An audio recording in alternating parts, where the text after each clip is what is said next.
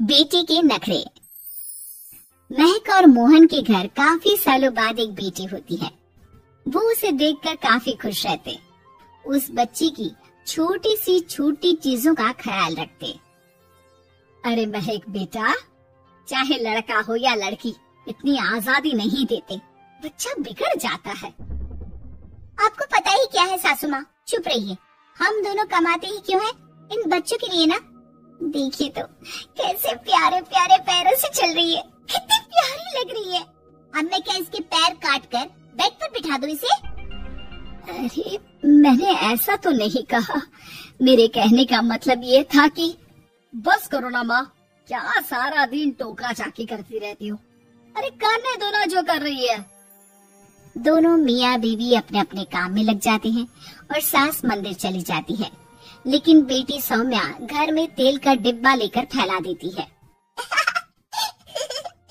कल को तो मैं पराठे की तरह सेक दूंगी।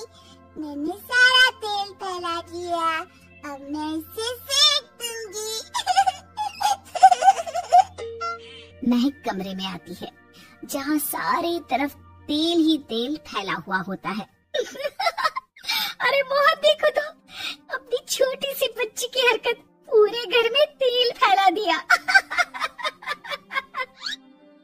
मोहन भी आकर हंसने लगता है। छोटी सी सौम्या को लगता ही नहीं कि उसने कोई गलत काम किया है। वो भी खुश हो जाती है। अब तो आए दिन वो कोई ना कोई नया नुकसान करती। कभी टूथपेस्ट गिरा देती तो कभी डिटर्जेंट। हालत ये थी कि घर का राशन किसी किसी महीने तो 2 बार भरना पड़ता। रोज ये कोई ना कोई नुकसान करके खड़ी होती है। अरे तो क्या हो गया माँ जी, बच्ची है, बच्चों वाले काम ही करेगी ना। आप बिना पता नहीं क्यों उसी के पीछे पड़ी होती हैं। धीरे धीरे सौम्या बड़ी होती है। एक दिन, माँ देखो दरवाजा खोलो, वो ऑनलाइन मैंने जीन्स मंगवाई थी, वो आई होगी। 3000 दे देना और पैकेट ले लेना। 3000? ऐसे कैसे जीन्स है बेटा, ये तो बहुत बड़ा अमाउंट है। माँ फालतू बात थोड़ा कम ही किया करो और जल्दी जाओ, वरना समझ लो खाना नहीं खाऊंगी मैं आज सारा दिन। सास वहीं खड़ी सब देख रही थी, लेकिन अब तो उन्होंने भी बोलना छोड़ दिया था। अब तो आए दिन सौम्या के खर्चे बढ़ते ही जा रहे थे। कभी महंगी ड्रेस तो कभी दोस्तों के साथ पार्टी। पैसे दे दो तो ठीक, ना दो तो घर में कलेश। ये सब तुम्हारे ही कारण हुआ है। देख रही हो कैसी हरकतें हो रही है इसकी। रात के 8 बज गए हैं, लेकिन महारानी जी घर पर है ही नहीं। तभी सौम्या पड़ोस की लड़की के साथ वहाँ आती है। ओके बाय रोहन, कल फिर मिलेंगे, लव यू। ये क्या हरकत है सौम्या, आज तो तुमने हद ही पार कर दी। पापा कब से परेशान है। और ये लड़का कौन है? तभी पास खड़ी सास बोलती है, देखो महक, आज तक मैंने कहा नहीं था, लेकिन मैं आज कहूँगी, क्योंकि ये मेरे घर का मामला है। मैं नहीं चाहती कि मेरे बेटे का खानदान खराब हो या फिर कोई हम लोगों के घर के लिए बात करे। जाओ इसे ऊपर कमरे में छोड़ाओ, इससे कल बात करेंगे।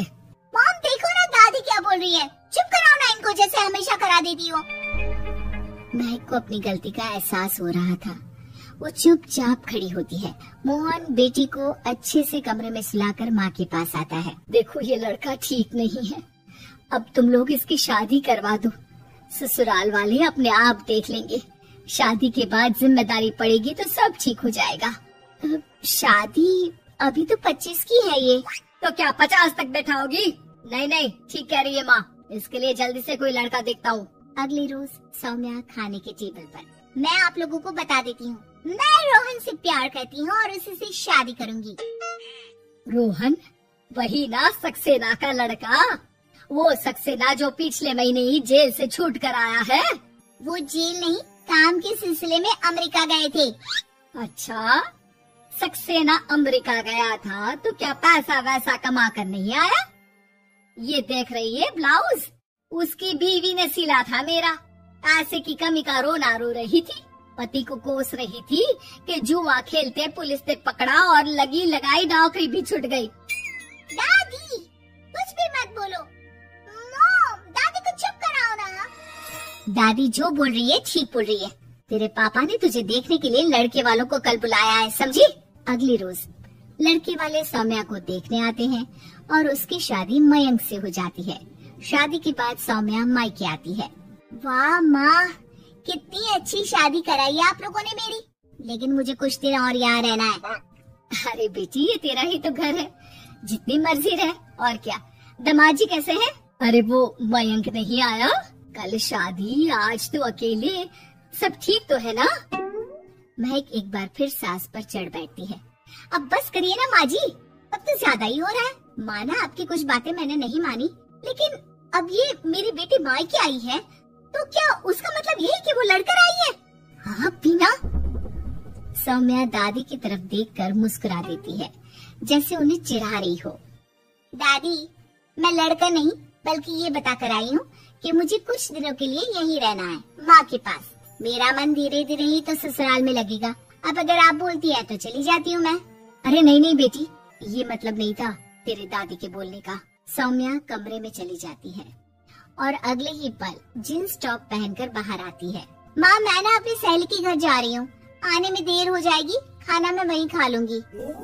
सौम्या सहेली के घर चली जाती है। अरे सौम्या ससुराल से आई है, कहीं दिखाई नहीं दे रही। वो सहेली के घर गई है, काफी दिनों बाद बच्ची का मन कर गया होगा। महक, रहने दे अब, इतना हल्के में ना ले। लड़की अब किसी और की अमानत है, घर में इतनी देर से आएगी तो लोग क्या कहेंगे।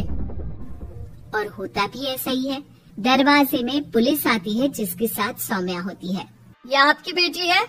जी, लेकिन क्या हो गया? पापा, मैं और रीना घूम रहे थे तो रोहन वहाँ आ गया। उसने मेरे गहने खींचने की कोशिश की, जब मैंने नहीं दिया तो मुझे धक्का मारकर मेरे गहने ले लिए।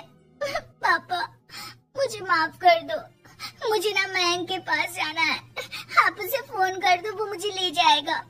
दादी आप ठीक कहती थी, वो अच्छा लड़का नहीं है। कोई बात नहीं बेटा, मयंक का फोन आया था, उसे तेरी याद आ रही थी, लेकिन वो तुझे भी अपनी जिंदगी जीने से नहीं रोकना चाहता था।